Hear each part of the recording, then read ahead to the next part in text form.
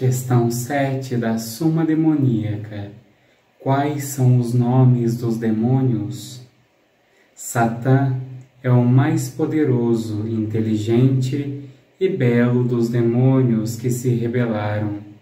Chama-se Satã ou Satanás no Antigo Testamento. Sua raiz primitiva significaria atacar, acusar, ser um adversário, resistir. Satã significaria adversário, inimigo, opositor.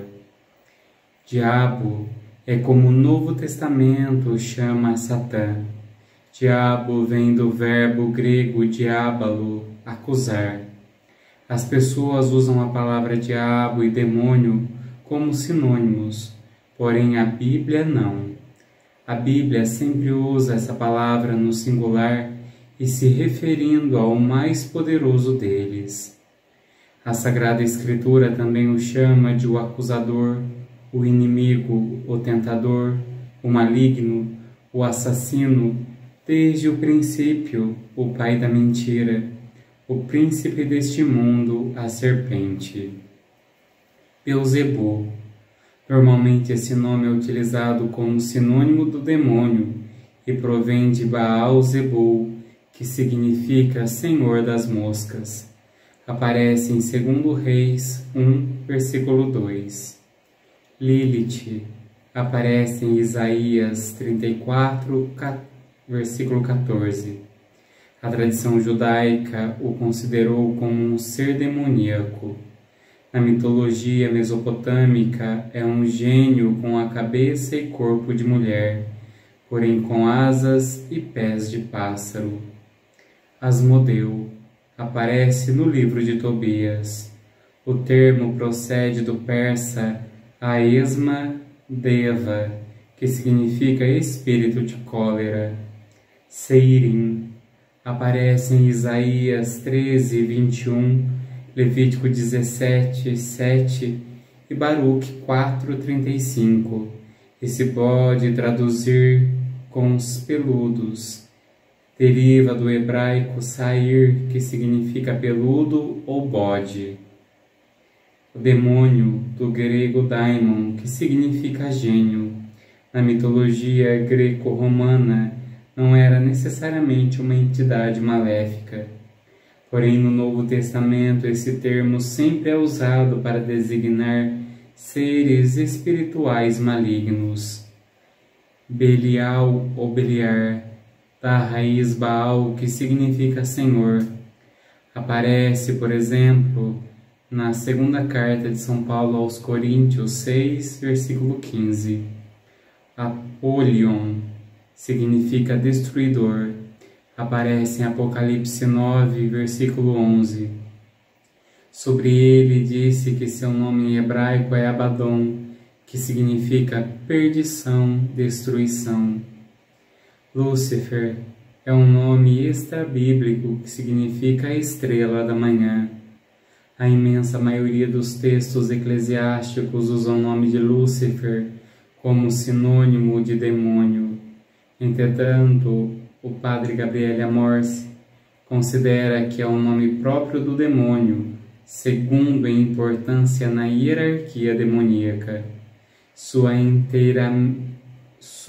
inteiramente da mesma opinião, e o que conhecemos pelos exorcismos nos confirmaria que Lúcifer é algo distinto de Satã.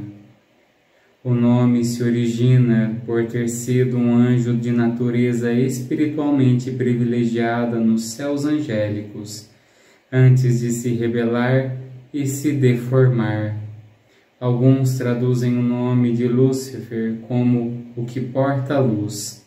Essa tradução é errônea, já que a palavra em latim é Luciferarius.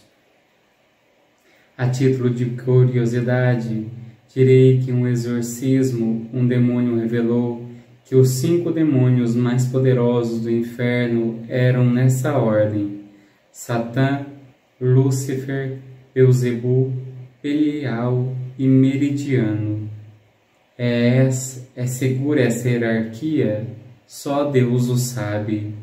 O que é certo, e o sabemos pela Sagrada Escritura e pelos exorcismos, é que cada demônio tem um nome dado por Deus e que expressa a natureza do seu pecado. Outros nomes diferentes de demônios ditos por eles em exorcismos são perversão, morte, porta, morada, etc. Outros, entretanto, dizem nomes que não sabemos o que significam: Elisidei, Kobad, Jansen, Eixelej, etc. Em alguns livros de magos e bruxas colocam-se extensas listas de nomes. Estas listas inacabáveis são tão exaustivas como inventadas. Não tem mais valor que a imaginação de seus autores, pois alguns não só oferecem a lista dos nomes, mas também o número de demônios que povoam o inferno. Essas descrições detalhadas das legiões infernais são puramente inventadas. Ir mais além dos breves dados da Sagrada Escritura supõe adentrar no mundo da literatura, abandonando o terreno seguro e firme da Palavra de Deus. A teologia pode dizer muitas coisas acerca dos demônios, porém sempre de modo geral, trabalhando com conceitos. A teologia, ao trabalhar com essências, nada pode dizer sobre um demônio concreto. O autor de certa lista de demônios, tão exaustiva como inventada, disse que um deles, chamado Chafã, foi quem sugeriu a Satã que ateasse fogo no céu. Porém foram arremessados aos infernos antes que cometessem tal ato vil. Disse também que esse demônio está eternamente encarregado de manter acesas as chamas do inferno. Não há mais o que dizer a tal inventor de mitos, além de aconselhá-lo a ler esse livro, onde descobrirá que não há forma de atear fogo no céu, nem há uma maneira de manter acesas as chamas do inferno. Bendita seja a Trindade, para sempre seja bendita.